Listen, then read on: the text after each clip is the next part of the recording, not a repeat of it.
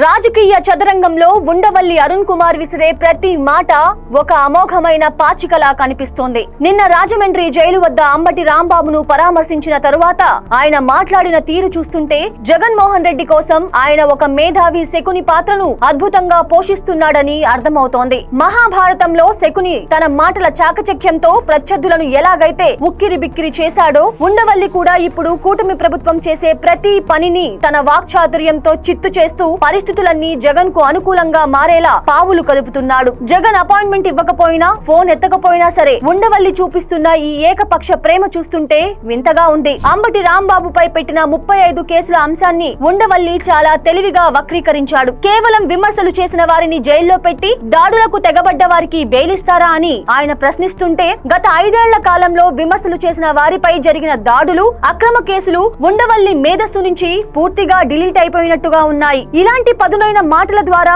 సామాన్య ప్రజల్లో ప్రభుత్వంపై వ్యతిరేకతను పెంచటం, అదే సమయంలో జగన్ మనుషులను అన్యాయంగా వేధిస్తున్నారు అనే సానుభూతిని మార్కెట్ చేయడంలో ఉండవల్లిని మించిన వారు లేరు. ముఖ్యంగా తిరుమల లడ్డు వివాదంలో చంద్రబాబు వైఖరిని ఉండవల్లి ఎండగట్టడం జగన్ కు కొండంత అండగా నిలిచింది. సిట్టు రిపోర్ట్ లో జంతువుల కొవ్వు లేదని చెబుతున్నా ప్రభుత్వం అబద్ధాలు ప్రచారం చేస్తుందని ఉండవల్లి చెప్పడం వెనుక అసలు మాస్టర్ ప్లాన్ వేరు. దీనివల్ల జగన్ పై వచ్చిన మతపరమైన ఆరోపణలను మెల్లగా నీరు గారుస్తూ హిందువుల్లో జగన్ ఇమేజ్ మళ్లీ క్లీన్ అయ్యేలా తన మాటకారితనాన్ని ప్రయోగించాడు. ఒక నిష్పక్షపాత వ్యక్తిగా నటిస్తూనే లోపల జగన్ పక్షపాతిగా ఉండి పరిస్థితులను చక్కదిద్దుతున్నాడు. చివరిగా ఈ అరెస్టుల వల్ల వైసీపీకే మైలేజ్ వస్తుందని, అంబటి రాంబాబును ఒక హీరోలా మారుస్తున్నారని ఉండవల్లి చేసిన వ్యాఖ్యలు వైసీపీ క్యాడర్ లో లేని జోష్ నింపే ప్రయత్నంలా ఉంది. ఇప్పుడు మీరు చేసే తప్పులు రేపు మీకే ఎదురవుతాయి అని కూటమి ప్రభుత్వాన్ని హెచ్చరించడం ద్వారా జగన్ భవిష్యత్తు రాజకీయ పోరాటానికి ఉండవల్లి అనధికార మద్దతు ప్రకటించేశారు. పిలవని పేరంటానికి వెళ్లి మరీ వడ్డిస్తున్న ఈ శకుని ఉండవల్లి రాజకీయం చూస్తుంటే